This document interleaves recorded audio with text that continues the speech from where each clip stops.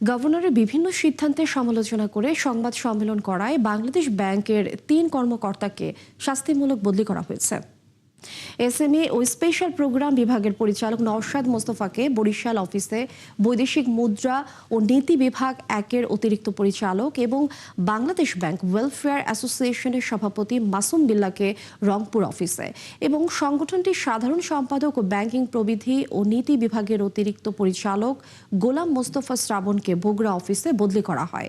এর আগে সোমবার সংশ্লিষ্ট ৩ কর্মকর্তাকে কারণ দর্শানো নোটিশ বা শোকজ দেওয়া হয়।